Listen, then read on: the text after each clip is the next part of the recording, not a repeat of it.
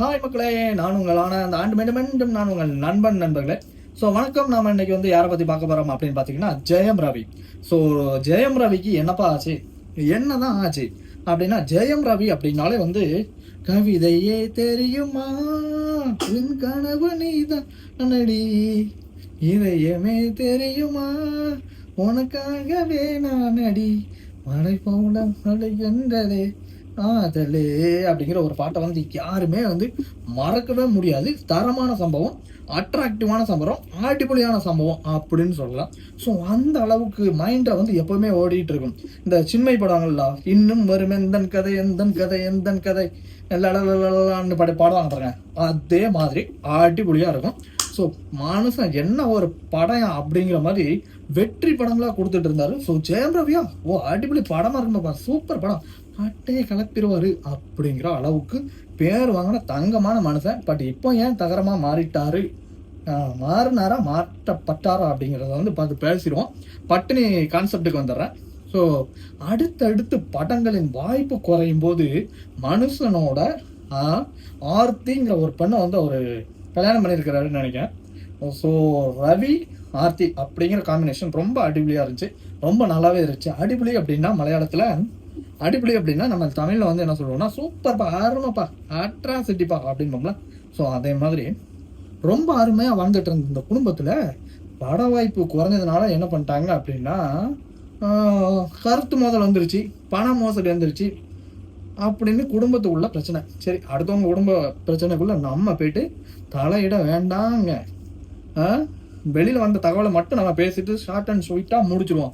அரசியல் குழப்பம் நமக்கு எதுக்கு அப்படின்ட்டு டக்குன்னு வந்து கான்செப்டுக்குள்ள போயிடலாம். அவங்க வீட்டில் வந்து பிரச்சனை. அதுக்கப்புறம் என்ன பண்ணாங்க, இப்போ அவங்க கூட எனக்கு வாழ பிடிக்கல ரவி, நான் வந்து பிரிஞ்சு போறேன் அப்படின்னு இவங்க ஒய்ஃப் சொல்லிட்டாங்க. என்னதான் வந்து பிரிஞ்சு போறேன்னு சொன்னாலும் சட்டத்துப்படி வந்து பிரியணும்ல. ஸோ இவங்க வந்து கோர்ட்டில் போய் கேஸை போட்டாங்க. கோர்ட்டில் கேஸை போட்ட உடனே விடுமா, கோர்ட்டுக்கு போகிறதுக்குள்ள மைக்கை தூக்கிட்டு நம்ம நியூஸ்காரங்களாம் வந்துட மாட்டாங்க. ஏகப்பட்ட பேர் வந்துட்டாங்க. ஏகப்பட்ட பேர் வந்ததில் அவங்க கேட்குறாங்க, ஏன்ப்பா உனக்கும் உன் பொண்டாட்டிக்கு என்னப்பா பிரச்சனை, என்னப்பா இப்போலாம் உன் படம் வரலையா அப்படின்னு. அப்போ நேரம் சொல்கிறாரு, இதை வந்து நான் ரொம்ப டென்ஷனில் இருக்கேன், ஸோ தயவு செய்து இப்போ யாரும் வந்து கேட்காதீங்க அப்படின்னு சொல்லிட்டு பயங்கரமாக தரையில் நினைக்கிறவர் தரையில் நினச்சிட்டு அப்படி போகிறாரு. ஸோ போயிட்டு கோர்ட்டில் போயிட்டு சரி யார் நல்லவங்க கேட்டவங்கன்னு கோர்ட்டு முடிவு பண்ணிட்டு நம்ம வெயிட் பண்ணி பார்ப்போம். அப்போ கோர்ட்டில் வந்து என்ன பண்ணிட்டாங்கன்னா, ஜெயம் ரவி 2 பேரும் பிரிஞ்சுட்டிங்களா, இப்போ ஒரு சாமானியம் போயிட்டு கோர்ட்டில் வந்து டைவர்ஸ் கேட்டோன்னா இழுன்னு இழுத்து சம்பா கழிச்சிருவாங்க. இது பட்டனை வந்து என்ன பண்ணிட்டாங்க, அப்பா நீ இப்படி போ நீ அப்படி போன்னு சொல்லி பிரித்து கையில் கொடுத்து டாக்குமெண்ட்டை கொடுத்து அனுப்பி விட்டாங்க. இவர் வந்து பட்டினி தந்தன் தனந்தன பாட்டு பாடுற பெண்ணை பாடகியா முன்னணி பாடகியா எவ்வளோ ஒருத்தையும் வந்து கல்யாணம் பண்ணிட்டார். கல்யாணம் பண்ணிட்டு இப்போ கோயிலாக கூப்பிட்டுட்டு இருக்காரு.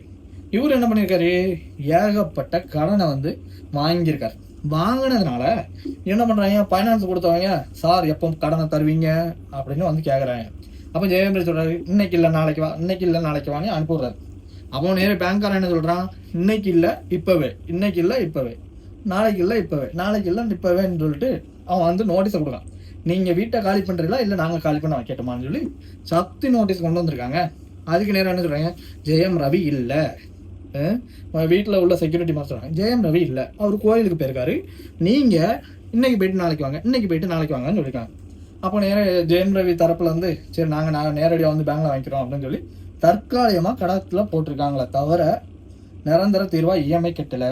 நமக்கும் இஎம்ஐ பிரச்சனை, அவருக்கும் இஎம்ஐ பிரச்சனை ஸ்டார்ட் ஆயிடுச்சு. ஸோ அவரோட வீடு போகுமா போவாதா, அவர் வந்து இப்போ கல்யாணம் பண்ண பொண்ணோட சந்தோஷமா வாழ்வாரா வாழ மாட்டாரா, பட வாய்ப்பு வருமா வராதா அப்படின்னு சொல்லி இருந்த சுச்சுவேஷனில் இன்னொரு கம்பெனிக்காரன் இவர் ஒரு 10 கோடியை வாங்கிட்டு ஏமாட்டார்ப்பா எனக்கு படம் நடிச்சு தரேன்னு சொல்லிட்டு அப்படின்னு சொல்லி அவன் வேற ஒரு பக்கம் வந்து ஜெயம் ரவியை சேமியா மாதிரி போட்டு பிண்டி பணல் எடுத்துட்டு இந்த ஸ்பூனை வச்சு சேமியாவை அள்ளும்போது நூலாக பிச்சுட்டு வரும் தெரியுமா, அதே போல் அவர் லைஃப் வந்து பிச்சுட்டு வர ஆரம்பிச்சிச்சு. ஸோ ஜெயம் ரவி இப்போ புதுசாக வந்து ஒரு படம் கம்பெனி வேறு ப்ரொடக்ஷன் வேறு தொடங்கியிருக்கா போல.